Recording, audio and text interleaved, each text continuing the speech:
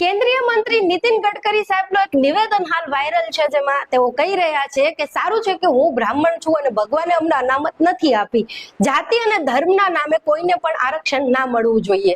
પહેલી વસ્તુ તો આરક્ષણ ભગવાને આપ્યું નથી, આપણા સંવિધાને આપ્યું છે। ભગવાને જે એટલે કે આપણા શાસ્ત્રોમાં જે આરક્ષણ છે 100% એ નીતિન ગડકરી સાહેબ જે સમાજમાંથી આવે છે એમને જ મળે છે અને હાલ પણ એ જ સમાજનો 100% દબદબો આરક્ષણ ઉપર છે। એ ક્ષેત્રમાં પ્રવેશવાની મંજૂરી હજી સુધી કોઈને મળી નથી। હવે વાત કરીએ જાતિ અને ધર્મના નામે આરક્ષણ મળવું જોઈએ કે નહીં, તો પહેલી વસ્તુ આરક્ષણ એ કોઈ ગરીબી નિર્મૂલન કાર્યક્રમ નથી કે ગરીબો માટે આપવામાં આવે। ગરીબો માટે સુદામા કોટા અને ઈડબ્લ્યુએસ છે જ। આ જે આરક્ષણ આપવામાં આવ્યું છે એ જાતિગત ભેદભાવ અને સામાજિક રીતે પછાત જે લોકો છે એમને સમાજમાં પ્રતિનિધિત્વ મળી રહે એ માટે આપવામાં આવ્યું છે। અને ભારતમાં જે અન્યાય, અત્યાચાર, ભેદભાવ અને શોષણ થાય છે એ જાતિ જોઈને થાય છે, આર્થિક પરિસ્થિતિ, પદ અને પ્રતિષ્ઠા જોઈને નથી થતા। આના કેટલાક ઉદાહરણ જો હું તમને કહું તો રાજસ્થાનમાં ઇન્દ્ર મેઘવાડ નામના બાળકને એટલો બધો માર મારવામાં આવ્યો હતો એના શિક્ષક દ્વારા કે બાળક બિચારો મૃત્યુ પામ્યો। એનો વાક ફક્ત એટલો જ હતો કે એને માટલામાંથી પાણી પીધું હતું। આ જે અત્યાચાર એના ઉપર થયો એની જાતિ જોઈને થયો હતો, આર્થિક પરિસ્થિતિ જોઈને નહીં। અખિલેશ યાદવ જે યુપીના એક સમયના મુખ્યમંત્રી રહી ચૂક્યા છે, એમણે જ્યારે પોતાનો સરકારી બંગલો ખાલી કર્યો ત્યારે એને ગંગાજળથી સાફ કરવામાં આવ્યો।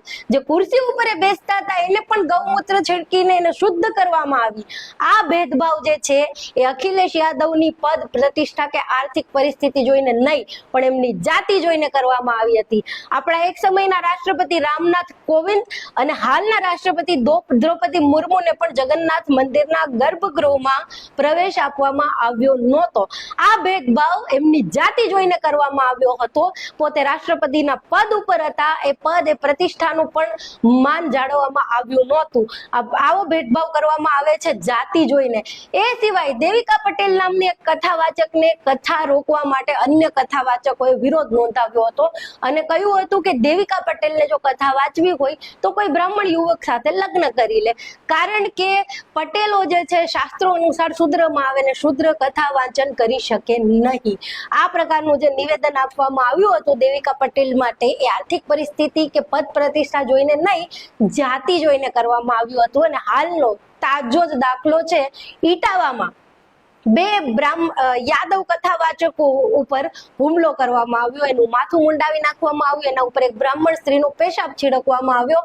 આટલા બધા ધૃણિત કરવામાં આવ્યા, અપમાનિત કરવામાં આવ્યા।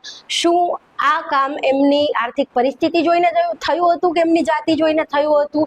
અને વારે તે વારે ગુજરાતમાં અને આખા ભારતમાં જે દલિતોના વરઘોડા રોકવામાં આવે છે, ફક્ત મૂછ રાખવા જેવી સામાન્ય બાબત ઉપર એમને મારવામાં આવે છે, આ તમામ જે ઘટનાઓ બને છે એ જાતિ જોઈને બને છે। આર્થિક પરિસ્થિતિ, એમની પદ પ્રતિષ્ઠા જોઈને નથી બનતી, એટલા માટે આરક્ષણ પણ જાતિ જોઈને મળે છે, એમની આર્થિક પરિસ્થિતિ જોઈને મળતું નથી।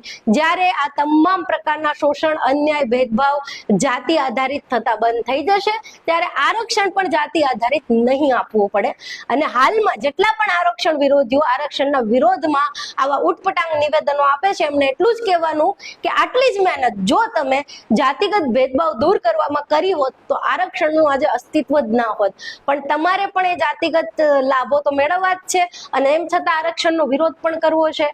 સૌથી મોટું ઉદાહરણ હું અહીંયા આપું કે જો એક ગરીબ દલિત વ્યક્તિ પોતાની મહેનતથી, પોતાના નોલેજના બળે ભણી ગણીને કલેક્ટર બની જાય, નેતા બની જાય, રાષ્ટ્રપતિ પણ બની જાય ને તો પણ એના પીઠ પાછળ એને દલિત કહીને ધૂતકારવામાં આવે છે, જાતિ સૂચક શબ્દો બોલીને એનું અપમાન કરવામાં આવે છે।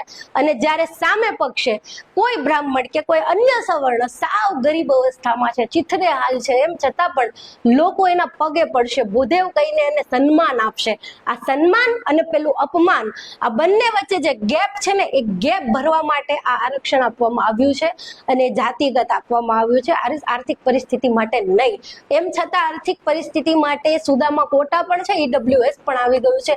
એ સિવાય પણ ગરીબી નિર્મૂલનના ઘણા કાર્યક્રમો આપણી સરકારો હંમેશાથી ચલાવતી જ આવી છે, તો શા માટે આર્થિક પરિસ્થિતિને આગળ ધરીને આરક્ષણનો આટલો બધો વિરોધ કરવામાં આવે છે એ મને સમજાતું નથી।